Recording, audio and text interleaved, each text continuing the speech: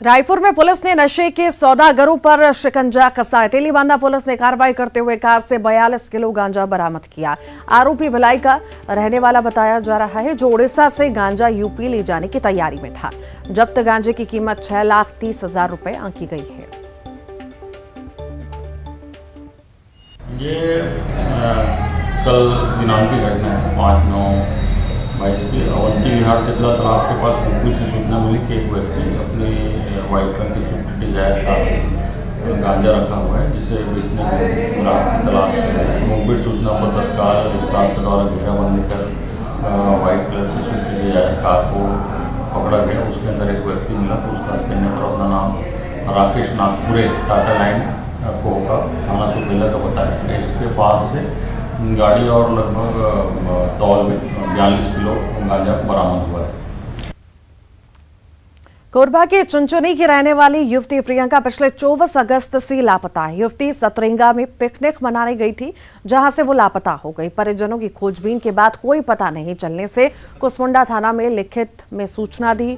तब से उसकी तलाश जारी है, लेकिन हाल ही में एक नंबर से युवती का परिजन के पास फोन आया, जिसमें उसने खुद को किडनैप करने की जानकारी दी और बचाने की अपील की, जिसके बाद से परिजनों की बेचैनी और ज्यादा बढ़ गई है। तो वहीं कॉल के आधार पर कुसमुंडा पुलिस ने जांच शुरू कर दी है।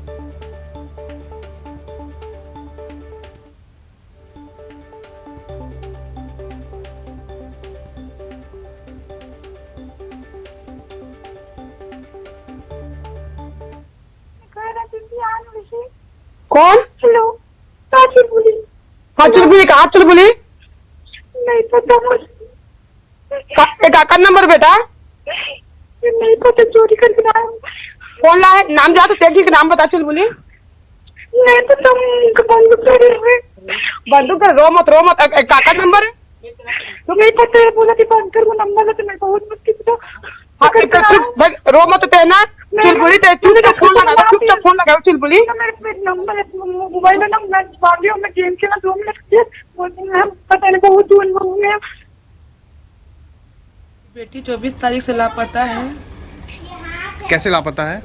24 तारीख को सुबह काम करके आई है और काम करने जा रही है पूरी 3 और 4 के बीच में, तब से घर ही नहीं आई। 2 दिन आसपास में रिश्तेदार में खोज ढूंढ किए हैं।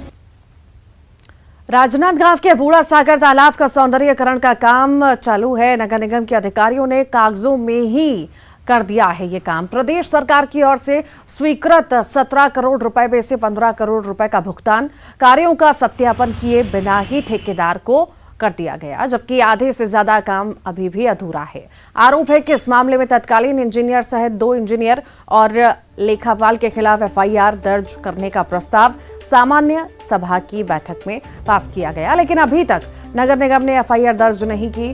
हालांकि निगम आयुक्त का कहना है कि नियम के तहत एफआईआर दर्ज की जाएगी।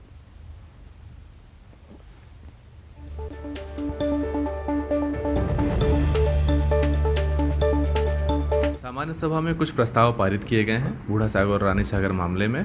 इसके अलावा कई अन्य विषय थे जिसमें प्रस्ताव पारित किए गए हैं। उन सभी का कार्यवाही विवरण बनाया गया है। कार्यवाही विवरण जैसे बनेगा, अध्यक्ष महोदय के दस्तखत से हमारे पास आएगा, उस पर नियमानुसार कार्यवाही हमारे द्वारा तत्काल की जाएगी। हमेशा इन मामलों में तत्काल संज्ञान लिया जाता है और जैसे ही कार्यवाही विवरण आएगी हम तुरंत कार्यवाही स्टार्ट कर देंगे।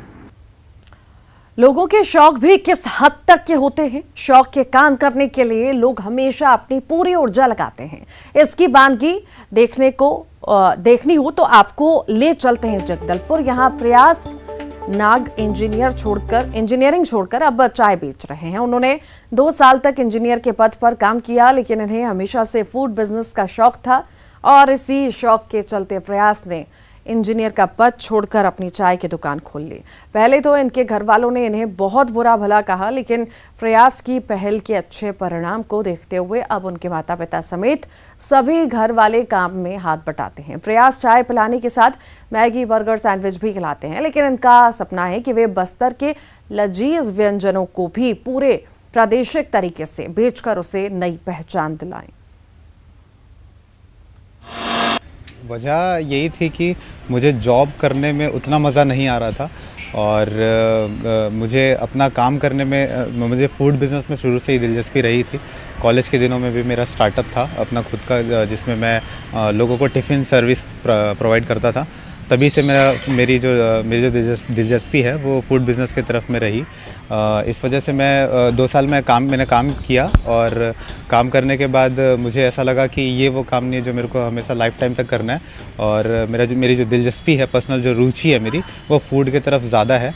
तो इसलिए मैंने अपने जॉब छोड़ी एक समय के बाद में। उसके बाद फिर मैंने अपना स्टार्टअप